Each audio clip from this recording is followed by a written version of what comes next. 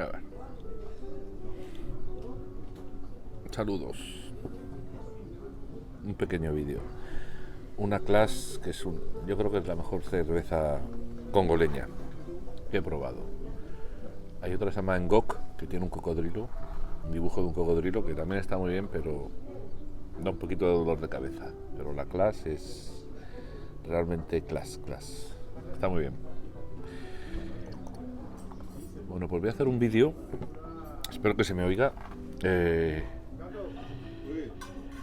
Estoy aquí en el restaurante al que suelo venir algunos domingos, no todos, porque hay veces que los domingos me tiro en la cama y no salgo del cansancio.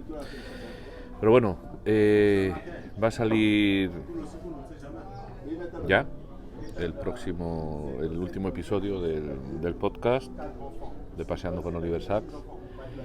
Y bueno, lleva por título el fin del mundo antiguo. Si queréis saber el porqué del título, pues escucháis el podcast. Pero os podéis imaginar, ¿no? Si habéis estado siguiendo los episodios, Sacks se va, lo deja todo, se va a Estados Unidos. Pero antes de eso, pues bueno, ocurren un par de cosas interesantes.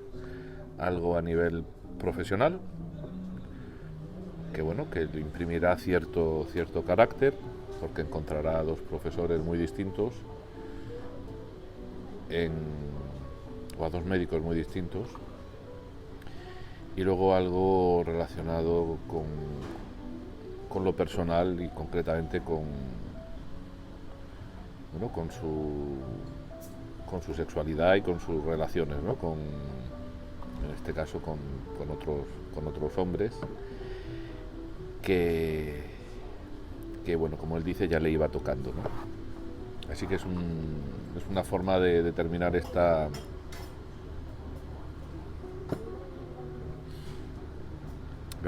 temporada antes de hacer el salto a América, ¿no? Iba a decir a Estados Unidos porque realmente no es Estados Unidos a donde se va al principio, primero va a Canadá y luego se saldrá a Estados Unidos. Bueno, para hacer un resumen de esta temporada, yo realmente no sé lo que es una temporada. Supongo que una temporada, y lo digo en el episodio, una temporada supongo es que uno hace un descanso, ¿no? Y luego sigue. Yo voy a parar ahora y volveré con los episodios en la segunda quincena de septiembre.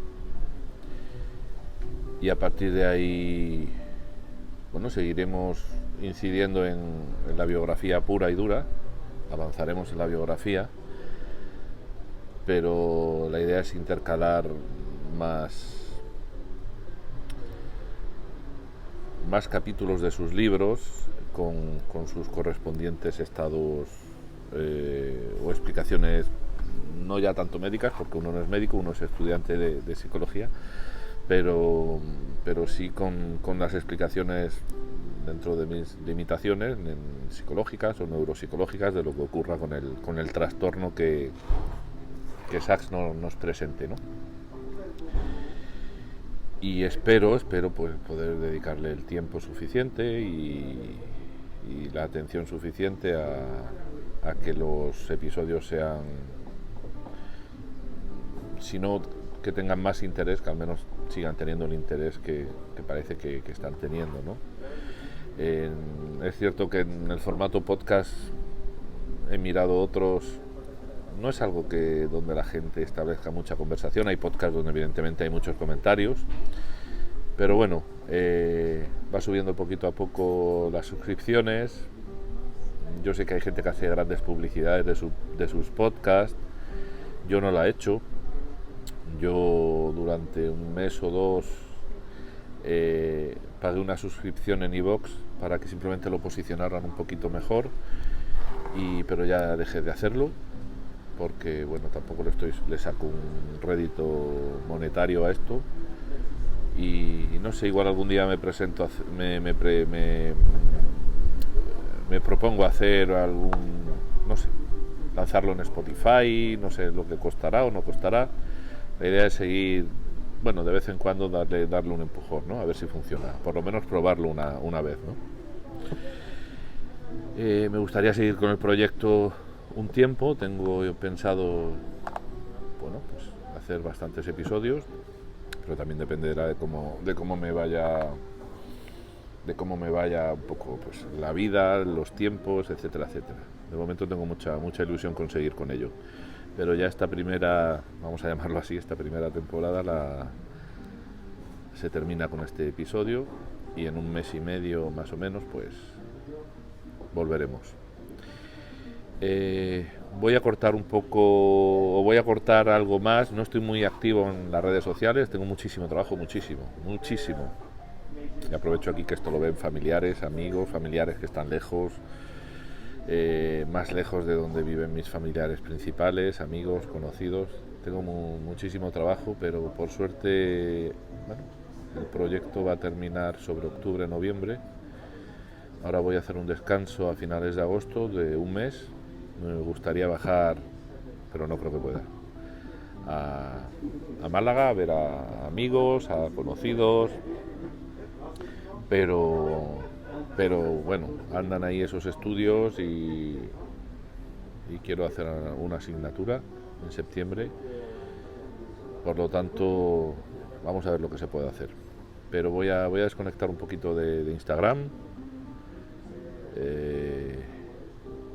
centrarme en lo que queda, en las 2-3 semanas que me quedan, a finales de agosto, sobre el 15, 20, entre el 15 y el 20 creo que regresaré a Francia, bueno, a casa, y luego me tengo que poner la segunda dosis de la vacuna en cuanto llegue, y de ahí bajaré a Murcia.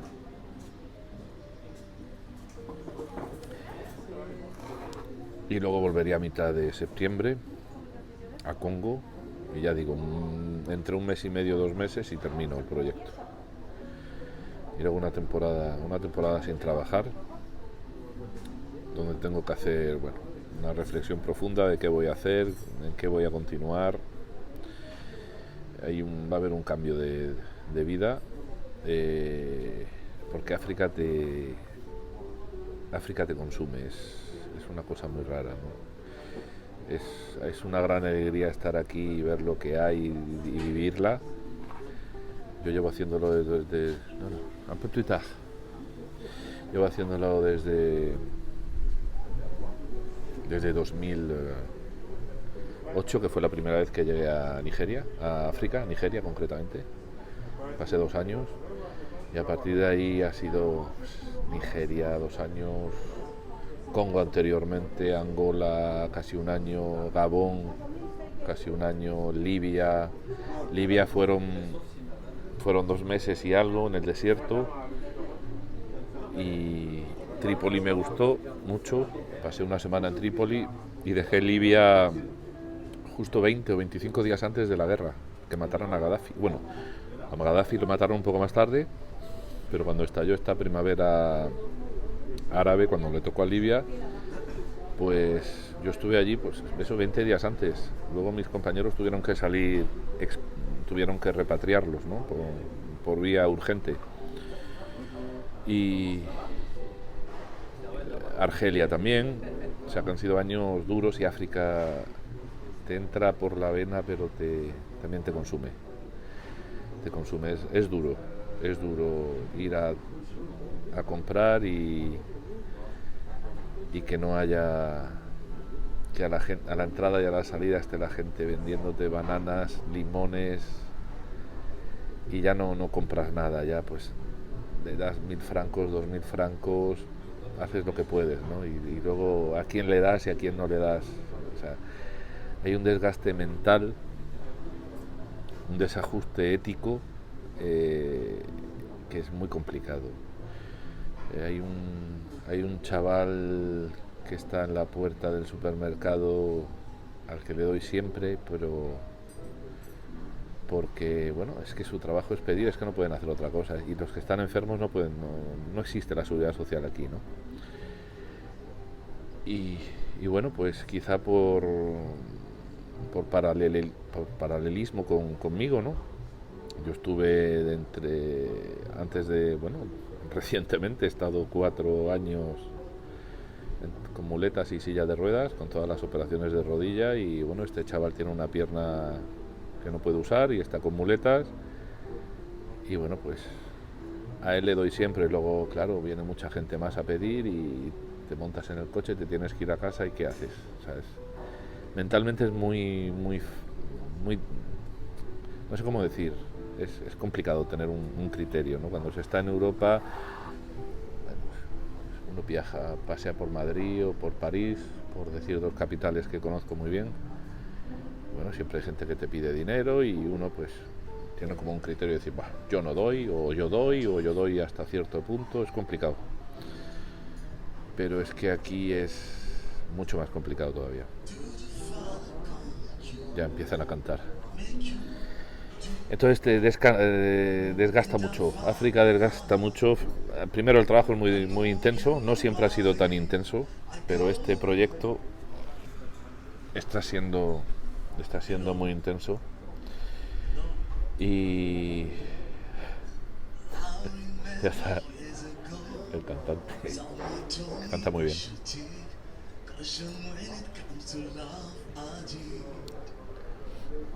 A ver si lo veis. Ahí está.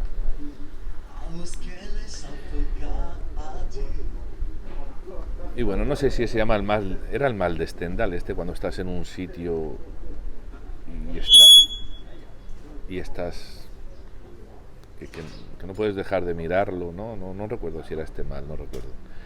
Y no sé, me ha pasado con París. Ha sido una ciudad que cuando la dejé me costó mucho dejarla, aunque es muy duro vivir en París. África también, pero bueno, yo creo que me queda, o esta es la última misión o es la penúltima, antes de dar el salto y hacer otra cosa, ¿no? Y nada, pues os dejo. A finales de año de agosto, cumplo 50, por eso voy a bajar a ver a la familia. 50 años, y a los 50, 51 va a ser alguien que va a cambiar de vida, de trabajo, de lugar, y se vuelve a reinventar. Pues nada, de momento vamos a disfrutar de este domingo, de esta cerveza. Pasadlo bien, cuidaos y disfrutad del episodio si seguís el podcast, y nos vemos por las redes. Algún día haré alguna incursión, pero bueno, ya volveré a estar por ahí activo más adelante, ¿vale? Venga, chao, cuidaos mucho. Hay una cosa que os me he olvidado comentaros antes de que pasen los 15 minutos, porque a los 15 minutos se corta esto. Hay un guardia de la zona en donde vivo, que el otro día me mostraba, bueno, no voy a entrar en detalles, le hemos ayudado porque era imposible no hacerlo, pero tenía que hacerse una prueba en la próstata y aquí no hay seguridad social. Entonces, bueno, le eché una mano y me vino el otro día feliz con una bolsa de plástico al apartamento y me dijo, ya lo tengo todo, ya voy esta tarde a la clínica. Tenían que hacerle una sonda, tenían que sondarlo, tenían que ponerle un suero, tenían que limpiar esa zona, había sangrado, bueno, una biopsia, cosas que nos pueden ocurrir a todos. Y vino con la bolsa de plástico, que había ido a la farmacia y tenía el líquido del suero, por un lado, lo había comprado, la bolsa con la vía y un par de elementos más, de gasas, que los tienes que comprar tú, si tienes el dinero, llevarlos al hospital para que te lo pongan. Si no, no hay nada, en el hospital no hay nada. Y es una clínica privada. De hecho, casi todo es privado aquí. O sea, en fin, bueno, quería dar esta reseña porque se me ha olvidado cuando he hecho el vídeo. Y bueno, pues nada, simplemente que os hagáis una idea más de las dificultades primero, de las dificultades tan terribles que tienen los que viven aquí, y segundo, del que viene, pues es que puede salir de aquí medio tarado. Bueno, yo ya estoy medio tarado, pues un poquito más. Venga, ahora sí, os dejo. Chao.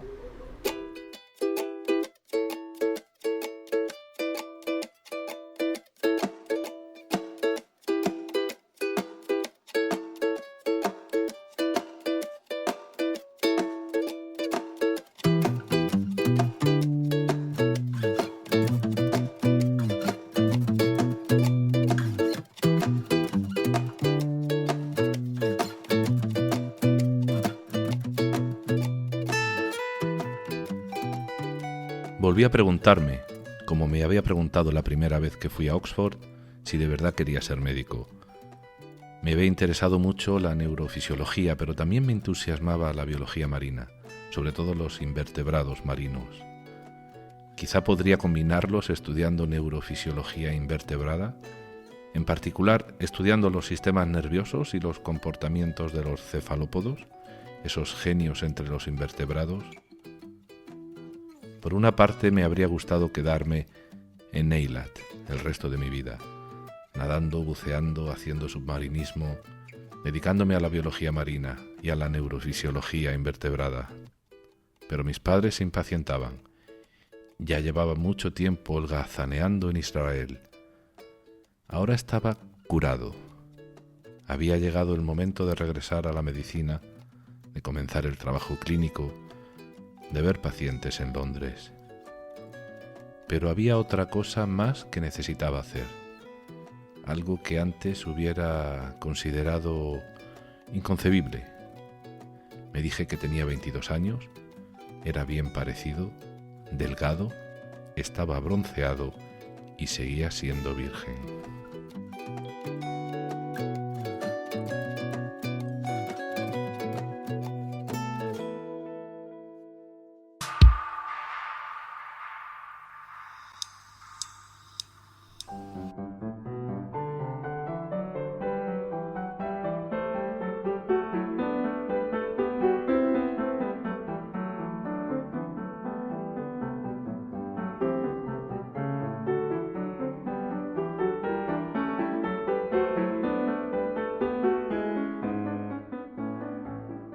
Hola, ¿qué tal? ¿Cómo estás? ¿Cómo te encuentras a estas alturas de mitad del verano?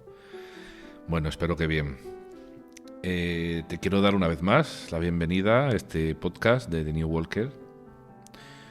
Bueno, un podcast donde nos paseamos por la vida y la obra de Oliver Sacks, así como abordamos también desde la teoría algunos de los aspectos que este neurólogo y escritor, definido por el New York Times como el poeta laureado de la medicina, pues nos presenta en sus maravillosas historias.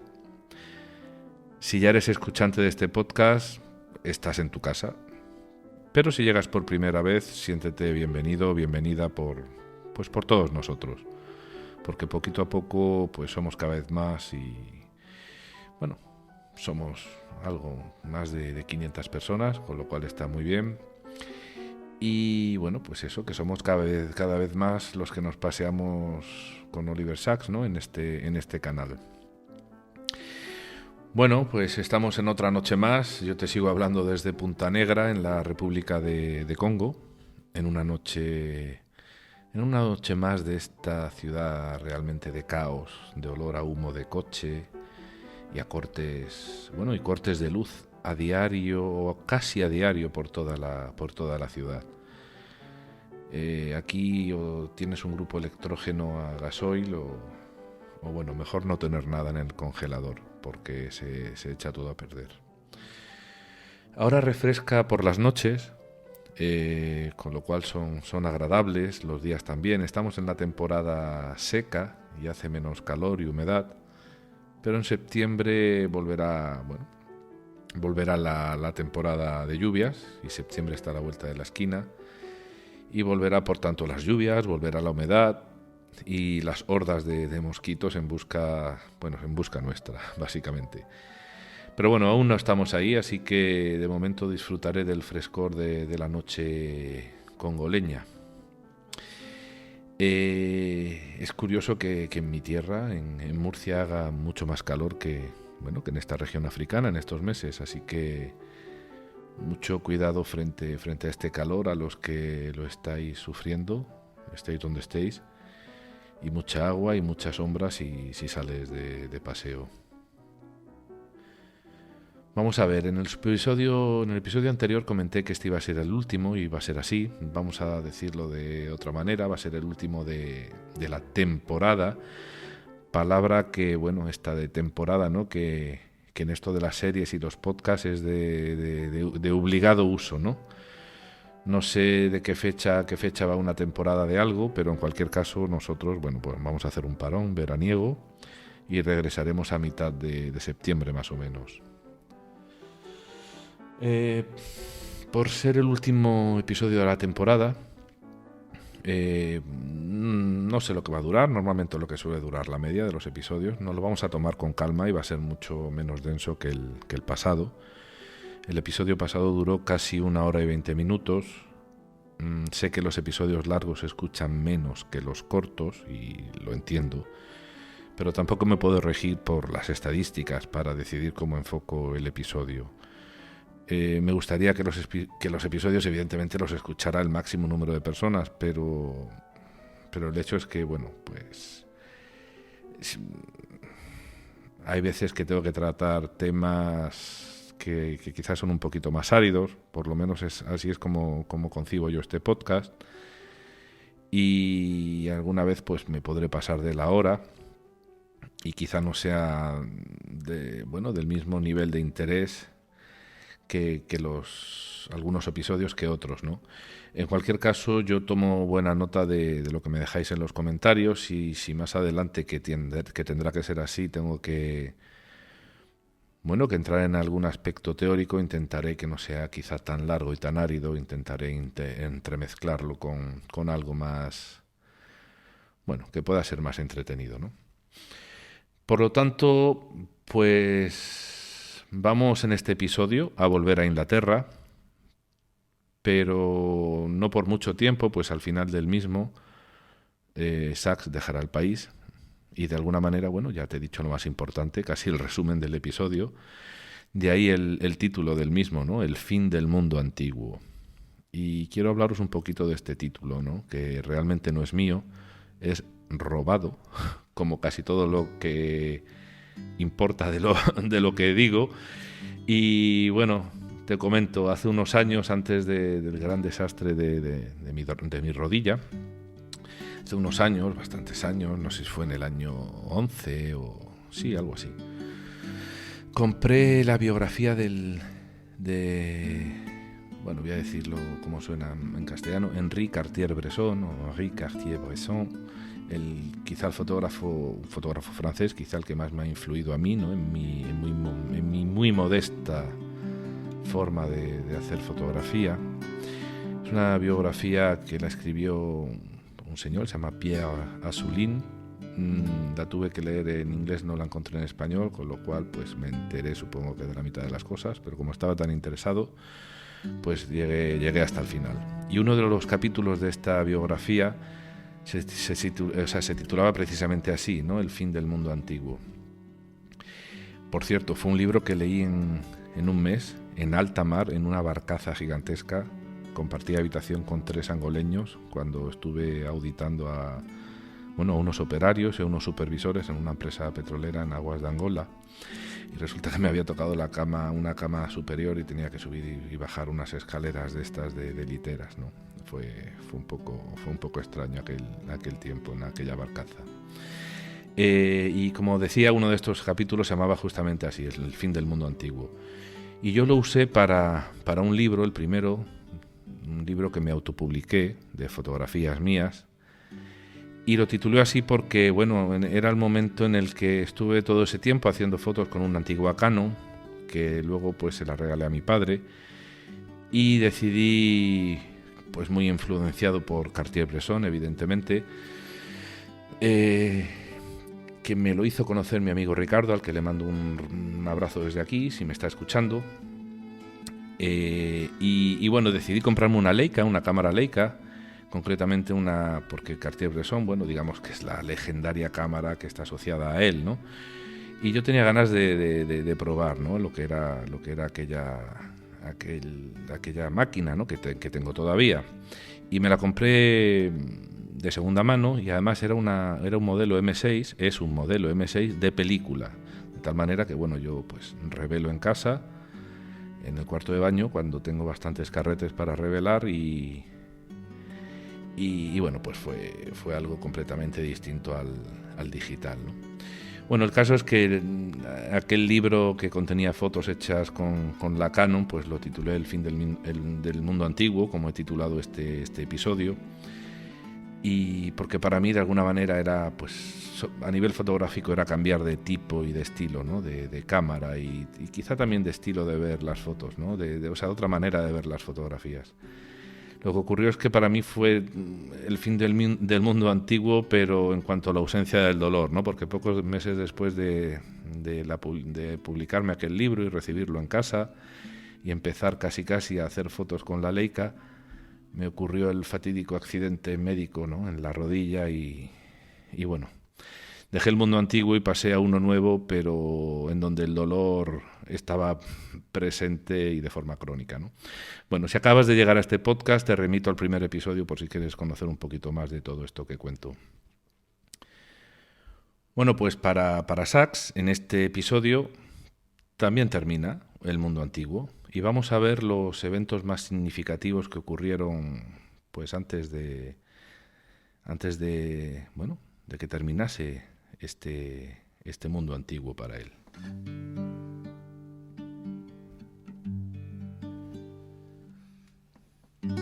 El texto que hemos leído al comienzo del episodio nos trae a la memoria cuando el joven Oliver se le fueron los amigos. Si te acuerdas, terminaron los exámenes de preparación para medicina en Oxford y se marchó a aclararse las ideas a Israel, pues andaba triste y confuso. Como dice el texto del comienzo, él aún andaba con sus dudas existenciales, que si hacía medicina, que si estudiaba biología marina, que si los invertebrados, bueno, y no era de extrañar, ¿no? De quién no tiene dudas a esa edad o a cualquier otra edad. Pero bueno, a pesar de aquellas dudas y de aquellas preocupaciones, él lo estaba disfrutando, estaba nadando, estaba buceando, algo que amaría y que seguiría haciendo hasta el último día de su vida, como todo lo que le gustó en la infancia lo siguió haciendo hasta el último día de su vida. Ya dijo Sachs, bueno, él mismo lo dijo, ¿no? Y lo comentamos en algún episodio anterior, que él era de carácter vehemente y sin mesura, ¿no? Todo lo contrario de su amado y muy leído Hume. Pero los padres, pues evidentemente preocupados, lo reclamaban, ¿no? Y él al fin y al cabo tenía que seguir sus estudios, por lo que terminó su estancia en Israel para marcharse a hacer sus prácticas médicas a Londres. Pero antes, con las ideas muy claras, tenía que perder la virginidad. Y eso fue lo que hizo. Ya había estado anteriormente en Ámsterdam con su amigo Eric y justo, bueno, dejó el Mar Rojo, dejó Israel y antes de marcharse a Inglaterra, pues decide pasar por Ámsterdam. A mí me resulta muy emotivo y me parece muy valiente que un hombre como Sachs, con su reputación, con su timidez, con sus reparos, ¿no?, que siempre tuvo en hablar de su vida privada, hiciera este ejercicio pues catártico, ¿no?, ya en las primeras páginas de su autobiografía, abriendo camino, diciendo cómo era desde joven, realmente abriéndose en canal, ¿no?, el anciano frente al papel, ¿no?, hablando desde lo más hondo de su ser. Y bueno, pues a mí esta parte me emociona mucho, ¿no? Esta parte de que nos cuenta Sachs, de cómo despierta y decide vivir su sexualidad, es algo muy remarcable.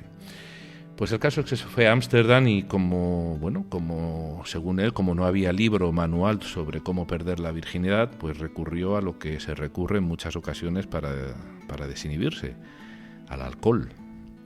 Primero una copa, después otra, y así hasta que el camarero del bar le preguntó si necesitaba ayuda para regresar a casa. Sachs le contestó que no, que estaba alojado en el hotel de enfrente, y después de aquella conversación dice que solo recuerda que se despertó al día siguiente en la cama, pero en la casa de un desconocido. Y yo pregunto, ¿quién no se ha despertado en la cama de un desconocido o de una desconocida? Ahí dejo la pregunta. Bueno, y esto que podría parecer gracioso realmente tampoco tiene mucho de gracioso, ¿no? Porque muchas veces recurrimos a los excesos, ¿no?, para para tener el valor de hacer algo que es perfectamente normal, pero que tenemos interiorizado como algo malo, ¿no? Que es lo de siempre, lo bueno y lo malo. Pero bueno, el joven Oliver tuvo suerte aquella noche. Lo malo fue que para que fuese su primera vez con alguien en la cama, pues ocurrió que no se acordó de nada, ¿no? Le tuvo que preguntar a su anfitrión si había estado bien, a lo que éste le contestó que sí, pero a la vez le soltó el discurso de que lo que había hecho era demasiado peligroso y que no debería ni él ni nadie terminar tendido en un arroyo para acumular la valentía que se necesita, para sobrepasar o pasar por encima de sus propias represiones, ¿no? Pasaron la mañana charlando y Oliver le contó de sus inhibiciones, de lo difícil que era ser homosexual en Inglaterra. Lloró, se descargó y se reprochó a sí mismo lo que años de educación represora en ese aspecto habían hecho con la expresión de su sexualidad y con la forma en la que la vivía. De Ámsterdam regresó a casa y comenzó con la medicina pura y dura, vamos a decirlo así. Ya no eran los años preparatorios, digamos los años teóricos. Ahora llegaron 30 meses alternando entre cirugía, ortopedia, pediatría, dermatología, también enfermedades infecciosas, y un largo etcétera. Dice Sachs que para su sorpresa, vamos a dejar que nos lo cuente con sus palabras.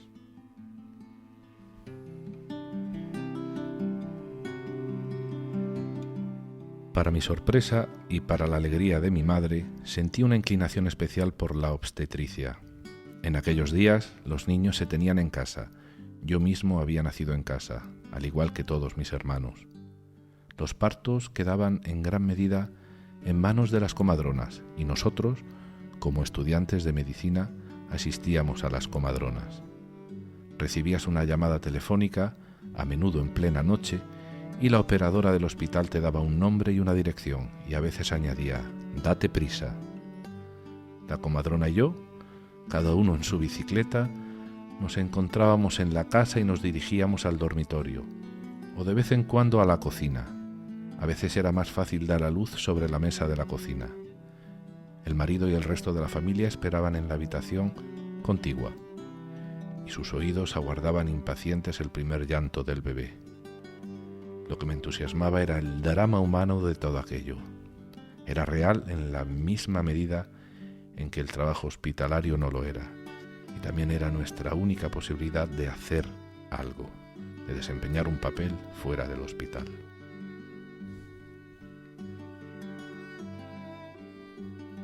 Si nos acordamos de los primeros episodios del podcast, concretamente cuando contamos aquellas experiencias que Sachs tuvo con sus pacientes que sufrían migraña, vimos como él estaba siempre disponible para ir a la casa de sus pacientes, hacerles visitas a las que no estaba obligado, pero como también ocurría por otra parte, o ocurriría, mejor dicho, por otra parte con la historia del paciente que confundió a su mujer con un sombrero, que ya la abordaremos más adelante. Ir a las casas de los pacientes es, y lo digo en presente, según Sachs, una fuente de información y de datos que no se pueden menospreciar. Y ese gusto por las visitas a las casas ya lo podemos saber aquí, en estos años de estudiante. Y aquellos 30 meses terminaron y se hizo médico. Y comenzó a trabajar en el Middlesex, por donde también había pasado su hermano Marcus, y allí pasó por algunas unidades, entre ellas la unidad neurológica. Y allí tuvo a dos jefes, a dos profesionales muy distintos, de los que aprendió que cualidades médicas diametralmente opuestas podrían encontrar lugar en una misma persona, y la encontraron en él, en el propio Sachs. Y estas personas fueron el doctor Michael Kremer y el doctor Roger Gilead. Y vamos a ver cómo eran cada uno de estos directores de Sachs.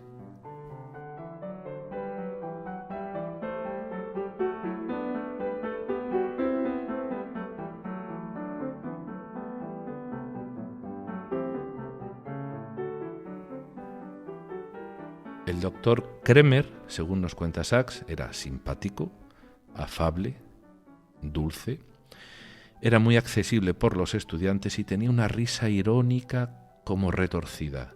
Y Sachs se pregunta en su biografía si era por su visión irónica del mundo o por alguna antigua parálisis facial que había sufrido. Y también estaba el doctor Gilliatt, que sin embargo era impaciente, irritable, nervioso, como si estuviese siempre a punto de estallar de furia. Imponía mucho a pesar de no tener aún los 40 años. Y por tanto, con caracteres y personalidades distintas o tan distintas, no era de extrañar que los dos doctores enfocasen de forma muy diferente la manera de tratar y examinar a sus pacientes. Entonces, Kremer, otra vez, era muy intuitivo. Dice Sachs que Kremer veía a un paciente nuevo entrar por un pasillo y era capaz de diagnosticarlo diciendo cosas como síndrome del foramen yugular, algo que por otro lado era muy poco habitual y sin embargo eso era lo que sufría el paciente.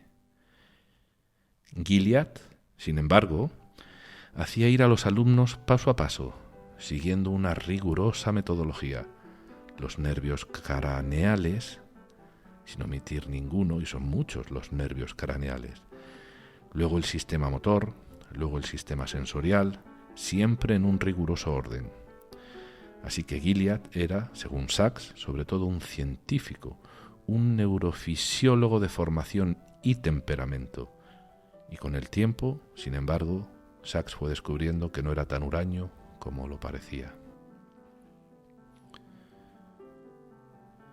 Bueno, yo creo que Sachs tuvo la inteligencia de no decidir a quién quería parecerse, sino que, como él mismo dice, y como Pascal, según él, el pensador francés, escribió en su libro Les Pensées, los pensamientos, se podía conjugar la intuición con el análisis. En este caso, la intuición de Kremer, que parecía leer la mente de sus pacientes y de conocer a través de esta intuición los miedos y las esperanzas de estos, ¿no?, de los mismos, pues podía conjugarse, ¿no?, o podría ser compatible con ese análisis de Gilliatt, bueno, que se adhería al método científico, ¿no?, con todo el rigor del mundo posible, ¿no?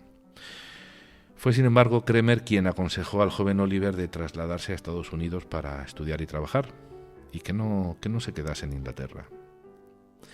Luego, ya con los años, cuando Sachs se convirtió en escritor y publicó Despertares y un poquito después Con una sola pierna, fue contactado por estos dos tutores y volvió a saber de ellos.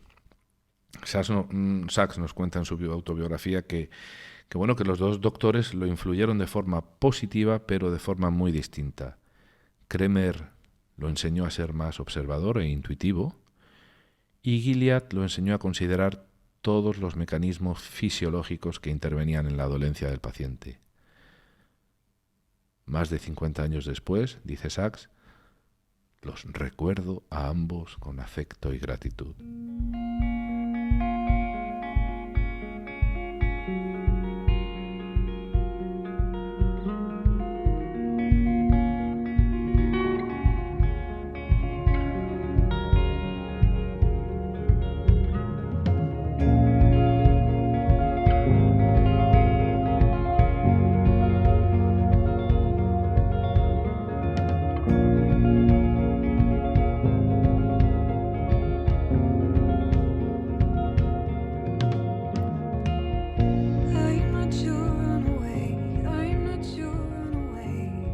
Pero el joven médico ya rondaba los 27 años.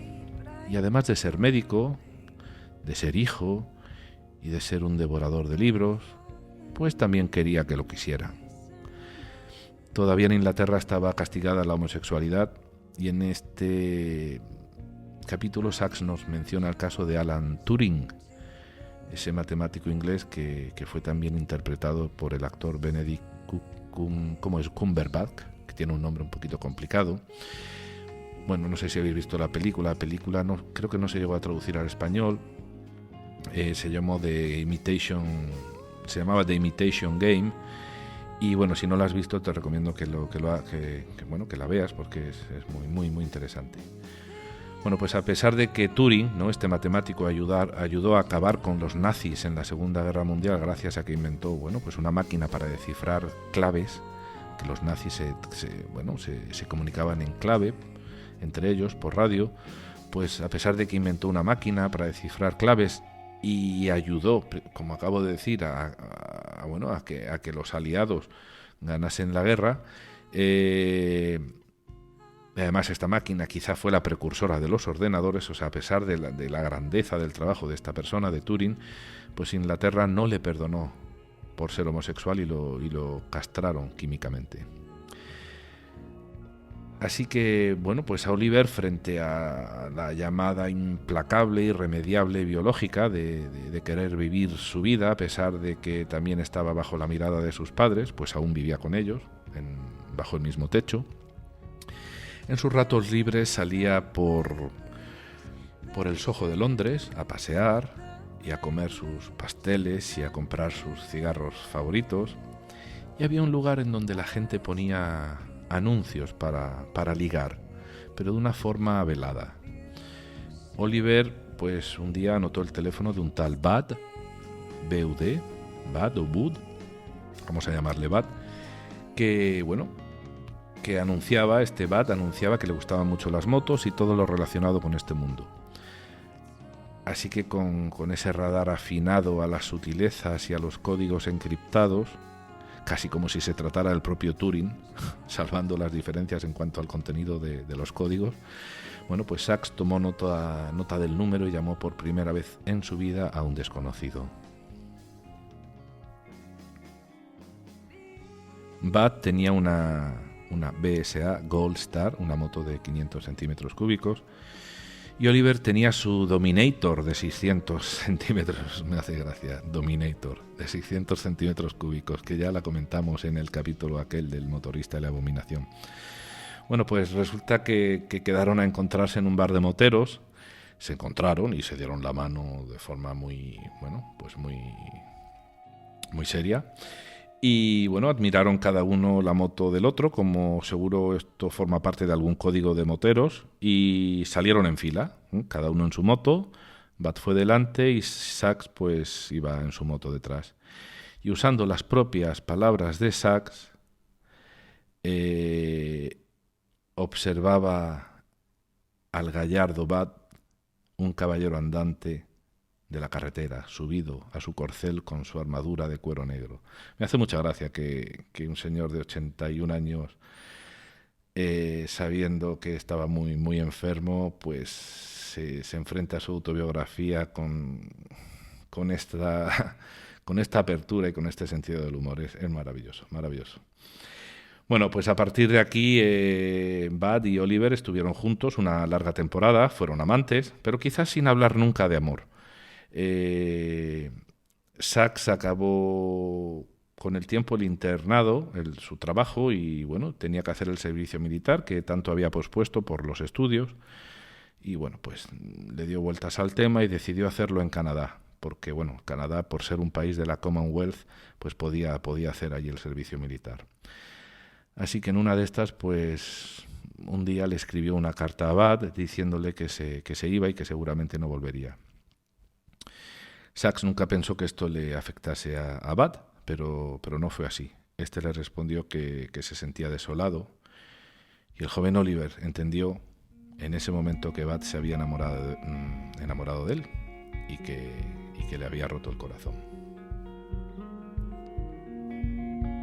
Así que el joven Oliver se marcha a Canadá, deja Inglaterra, deja el mundo antiguo.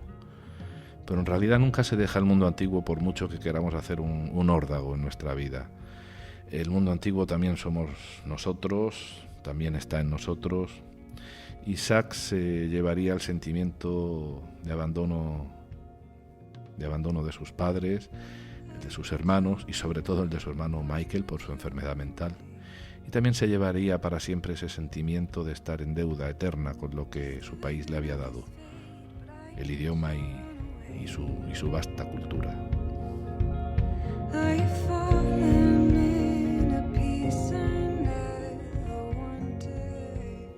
Bueno, pues vamos a terminar aquí este episodio.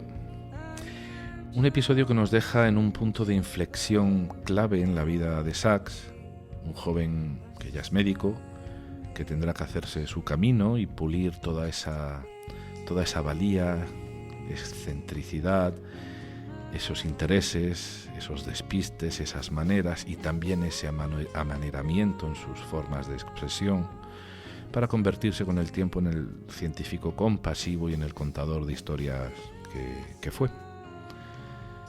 Pero no creas que termina aquí, no creas que termina aquí las historias del joven Oliver, ¿no? Y que vamos a pasar ahora solamente a hablar del médico, que evidentemente lo vamos a hacer. Te recuerdo que aún nos queda ese libro que aún no hemos abordado, El tío Tungsteno, que realmente son esas memorias químicas de su niñez. O sea que más adelante volveremos hacia atrás en el tiempo y veremos qué nos cuenta bueno, un escritor cuando habla de sí mismo siendo pequeñito y cómo era aquella pasión por la química. Ahora sí me despido de ti. Casi que prometí que este episodio iba a ser más ligero, iba a ser más corto. Voy a estar, como he comentado, bueno, vamos a dejarlo aquí hasta mediados de septiembre. Aún así estaré atento y receptivo a los comentarios que me lleguen a través de la aplicación de iVoox o a través del email, si me queréis comentar algo.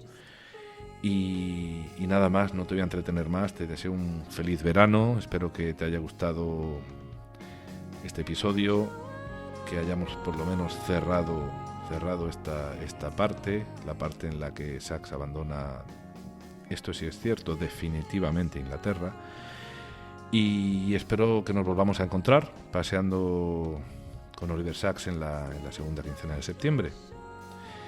Pues nada, felices paseos a la sombra y al refugio del calor o bajo las estrellas. Te doy las gracias. Muchas gracias por estar aquí una vez más. Adiós.